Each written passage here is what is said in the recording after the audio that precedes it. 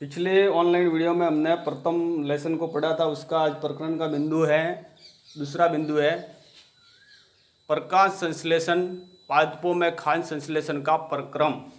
प्रकाश संश्लेषण पादपों में खाद्य संश्लेषण का प्रक्रम, ये आज का अपने टॉपिक का बिंदु है। ये रहा प्रकाश संश्लेषण पादपों में खाद्य संश्लेषण का प्रक्रम। हमने लास्ट में एक प्रश्न किया था, 2-3-4 प्रश्न भी आपने सुने होंगे। क्या पत्तियां, क्या इस प्रकरण में हमने प्रश्न किए थे लास्ट में, क्या पत्तियां होती है, वो क्या किसकी फैक्ट्री होती है। जैसे अब हम पूछ सकते हैं कि पादपों की खाद्य फैक्ट्रियां कहाँ स्थित है, ये प्रश्न था लास्ट में। क्या भोजन पदार्थों के सभी भागों में निर्मित होता है, पादप अपने परिवेश में कच्ची सामग्री किस प्रकार प्राप्त करता है। ये लास्ट में हमने उस लेसन के प्रकरण के अंत में हमने ये प्रश्न छोड़े थे आपके ऊपर कि हमारे मन में ये जिज्ञासा उत्पन्न होगी। तो आज कुछ जिज्ञासा का यहाँ इस बिंदु के माध्यम से आपका समाधान हो जाएगा। जैसे पहला है, पत्तियां पादप की खाद्य फैक्ट्री है, यानी जो पादप है उसकी जो खाद्य की फैक्ट्री है, जो पूर्ति करती है, वो कौन करती है, पत्तियां। इसलिए पत्तियों को पादप की खाद्य फैक्ट्री भी कहते हैं। पत्तियां पादप की खाद्य फैक्ट्री है, अतः सभी कच्चे पदार्थ पत्तियों तक पहुंचाने चाहिए। मृदा में उपस्थित जल एवं खनिज जल मूल द्वारा अवशोषित किए जाते हैं। किसके द्वारा, मूल द्वारा। कहाँ से अवशोषित किए जाते हैं, मृदा से। मृदा में उपस्थित होता है जल एवं खनिज जल, जो मूल यानी जड़ द्वारा उनको पत्तियों तक पहुंचाया जाता है, अवशोषित किए जाते हैं तथा तने के माध्यम से पत्तियों तक पहुंचाया जाता है। जमीन के अंदर से अवशोषित कौन करती है, जड़ करती है, और पत्तियों तक कौन पहुंचाता है, तने के माध्यम से, शाखाओं के माध्यम से उन खाद्य फैक्ट्री तक पहुंच जाता है, जहां पर ये भोजन का निर्माण करती है। पत्ती की सतह पर उपस्थित सूक्ष्म रंध्रों द्वारा वायु में उपस्थित कार्बन डाइऑक्साइड प्रवेश करती है। जैसे उसके बाद पत्ती की सतह पर उपस्थित सूक्ष्म रंध्र होते हैं, जैसे अपने ये स्किन के ऊपर होते हैं रंध्र, जिससे अपना क्या निकलता है, पसीना निकलता है। इसी प्रकार पत्ती के सतह के ऊपर भी सूक्ष्म रंध्र होते हैं, जिसके द्वारा वायु में उपस्थित कार्बन डाइऑक्साइड को एक तो ग्रहण करती है पत्ती, और वो किसके माध्यम से इसके अंदर प्रवेश करती है, रंध्रों के माध्यम से प्रवेश करती है। ये रंध्र द्वार कोशिका द्वारा घिरे होते हैं, ये रंध्र होते हैं, ये भी किससे द्वारा घिरे हुए होते हैं, द्वार कोशिकाओं द्वारा। द्वार कोशिका द्वारा घिरे होता है। आगे मैं आपको चित्र द्वारा बताऊंगा कि द्वार रंध्र कोशिकाएं किससे घिरी हुई होती है, ये रंध्र किससे घिरे हुए होते हैं, सूक्ष्म रंध्रों के इर्द गिर्द क्या होता है। द्वार कोशिका द्वारा घिरे होते हैं, ऐसे छिद्रों को क्या कहेंगे, रंध्र कहेंगे। अध्ययन में इसको क्या बोलेंगे, रंध्र। जल एवं खनिज वाहिकाओं द्वारा पत्तियों तक पहुंचाए जाते हैं। अब जल एवं खनिज वाहिकाएं होती है, जो नलियां होती है, उनके द्वारा वहां तक पहुंचाए जाते हैं। अब जल की आवश्यकता भी पड़ेगी, खनिजों की भी आवश्यकता पड़ेगी, तो वह सब किसके द्वारा वहां पहुंचाए जाएंगे, वाहिकाओं द्वारा। एक वाहिका और इसका अंग होती है, पहुंचाए जाते हैं। ये वाहिका नली के समान होती है। नली कैसी होती है, अपनी उसके समान होती है, जैसे अपने अंदर होती है ना वाहिका, ऐसी की ऐसी, तथा जड़ तना शाखाओं एवं पत्तियों तक फैली होती है। हरेक पत्तियों तक भी जाती है, जो छोटी छोटी अपने को वाहिकाएं दिखती है। पोषकों को पत्तियों तक पहुंचाने के लिए वाहिका एक सतह मार्ग बनाती है। एक उसके लिए क्या बनाती है, एक मार्ग बनाती है, उस मार्ग से वो सब उसके पत्तियों तक पहुंच जाए। पादपों में पदार्थों के परिवहन के विषय में आप अध्याय 11 में पढ़ेंगे। आपके कक्षा का ही अध्याय 11 है, जो इसके बारे में आगे हम पढ़ेंगे। किसके, परिवहन के बारे में, पदार्थों के परिवहन, यानी एक स्थान से दूसरे स्थान पर ले जाना, इसको बोलते हैं परिवहन।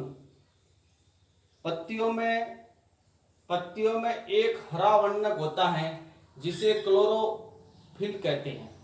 पत्तियों में एक ये पदार्थ पाया जाता है, जिसको क्या बोलेंगे, पत्तियों में एक हरा वर्णक होता है, जिसे क्लोरोफिल कहते हैं। क्यों, इसके कारण ही पत्ती का रंग कैसा होता है, हरा होता है। क्लोरोफिल सूर्य के प्रकाश और प्रकाश की ऊर्जा द्वारा संग्रह करने पर पत्ती की सहायता करता है।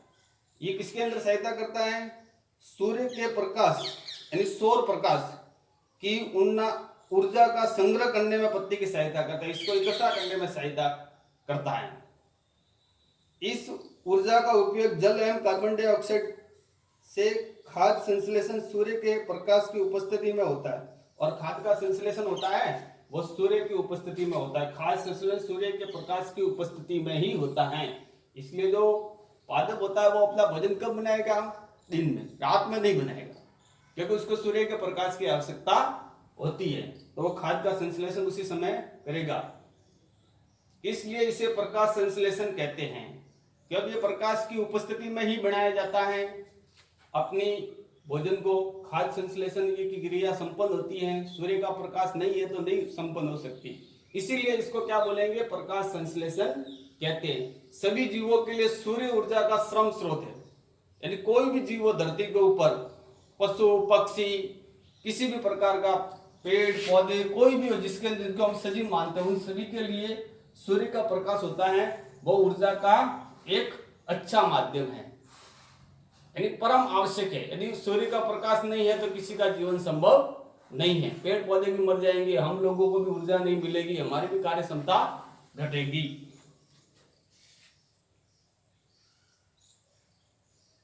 इसलिए इसे प्रकाश संश्लेषण कहते हैं।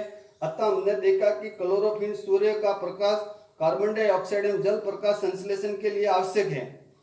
इस पृथ्वी पर यह एक अद्वितीय प्रक्रम है, पत्तियों द्वारा और ऊर्जा संग्रहित की जाती है। अब कभी प्रश्न पूछ जाए कि किसके द्वारा पेड़ों पादपों में है ऊर्जा का संग्रह किया जाता है, तो पत्तियों द्वारा किया जाता है। प्रकाश संश्लेषण है वो सूर्य की उपस्थिति में ही संभव है, सूर्य की उपस्थिति में संभव नहीं है। इसलिए इस क्रिया को प्रकाश संश्लेषण क्रिया भी कहते हैं। पादप के खाद्य के रूप में संचित हो जाता है। अतः सभी जीवों के लिए सूर्य ऊर्जा का श्रम स्रोत है। इसीलिए कहा गया है कि सभी जीवों के लिए सूर्य ऊर्जा का क्या है? श्रम स्रोत है। अब आगे हम देखें, क्या आप कल्पना कर सकते हैं कि प्रकाश संश्लेषण नहीं होगा तो क्या होगा? यदि आप कल्पना करो कि प्रकाश संश्लेषण नहीं होगा तो क्या होगा? प्रकाश संश्लेषण नहीं होगा तो पेड़ पौधों को भोजन नहीं बना पाएंगे, पेड़ पौधे मर जाएंगे। हाँ, ये प्रकाश संश्लेषण की क्रिया पादपों में भोजन बनाने के लिए आवश्यक है। न होने की स्थिति में खाद्य उपलब्ध नहीं होगा। सभी जीवों का अस्तित्व प्रत्यक्ष अथवा अप्रत्यक्ष रूप से पादपों द्वारा निर्मित भोजन पर निर्भर है। जैसे हम भी सुबह से लगाकर शाम तक जो भोजन के रूप में ग्रहण करते हैं वो सब पादपों के ऊपर हम डिपेंड करते हैं, पादपों के ऊपर हम आश्रित हैं। इसी प्रकार से पशु पक्षी सब कोई दाना सूखता है तो वो भी कहाँ से मिलता है? आप देखो पादपों से मिलता है। पशु पक्षी है वो दाना सूखते हैं, वो पादपों से मिलता है। और पशु है जो सारा खाते हैं वो कहाँ से मिलता है? पादपों से मिलता है। हम लोग जो अनाज ग्रहण करते हैं वो पादपों से मिलता है। इसलिए हम प्रत्यक्ष या अप्रत्यक्ष रूप से पादपों पर या पशुओं पर हम अपने भोजन के लिए निर्भर करते हैं। इसके अतिरिक्त सभी जीवों के लिए परम आवश्यक है ऑक्सीजन गैस, जिसको हम प्राणवायु भी कहते हैं। ऑक्सीजन भी प्रकाश संश्लेषण के दौरान निर्मित होती है। ऑक्सीजन गैस है वो किसके द्वारा निर्मित होती है? जिसे हम प्राणवायु के रूप में अपने शरीर के अंदर ग्रहण करते हैं और कार्बन डाइऑक्साइड को हम बाहर निकालते हैं। तो ये भी प्रकाश संश्लेषण की जो क्रिया होती है उसके द्वारा क्या करता है पेड़ पौधा? कार्बन डाइऑक्साइड को तो ग्रहण करता है और उसके बदले में हम सभी को प्राणवायु ऑक्सीजन देता है। और प्राणवायु ऑक्सीजन की हम सभी को परम आवश्यकता है। प्रकाश संश्लेषण की अनुपस्थिति में पृथ्वी पर जीवन की कल्पना असंभव है। यदि प्रकाश संश्लेषण की क्रिया नहीं होगी तो इस पृथ्वी के ऊपर जीवन असंभव है, क्योंकि ऑक्सीजन हम लोगों को मिलेगी नहीं। ऑक्सीजन की फैक्ट्री ही वो है, वहीं से अपने को ऑक्सीजन मिलती है जो अपने प्राणवायु के रूप में अपने काम करती है। यदि प्रकाश संश्लेषण की क्रिया नहीं होगी तो ऑक्सीजन गैस नहीं मिलेगी और पृथ्वी पर जीवन संभव नहीं है। प्रकाश संश्लेषण के दौरान पत्ती की क्लोरोफिल युक्त कोशिका सूर्य के प्रकाश की उपस्थिति में कार्बन डाइऑक्साइड एवं जल से कार्बोहाइड्रेट का संश्लेषण करती है। इस प्रक्रम को निम्न समीकरण द्वारा दर्शा सकते हैं। जैसे एक समीकरण नीचे दे, कार्बन डाइऑक्साइड प्लस जल, सूर्य का प्रकाश, क्लोरोफिल, एरो का निशान, फिर है कार्बोहाइड्रेट प्लस ऑक्सीजन। ये इसका सूत्र है। इसी को एक समीकरण के माध्यम से भी हम दर्शा सकते हैं। आगे हम इसको थोड़ा चित्र द्वारा और विस्तृत करेंगे, इससे आपको और ज़्यादा समझ में आ जाएगा। और अब मैंने कहा था कि ये ऑक्सीजन है, ऑक्सीजन प्रकाश संश्लेषण की क्रिया में ही निर्मित होती है। यदि प्रकाश संश्लेषण की क्रिया निर्मित नहीं होगी तो ऑक्सीजन नहीं बनेगी और पृथ्वी पर जीवन संभव नहीं है।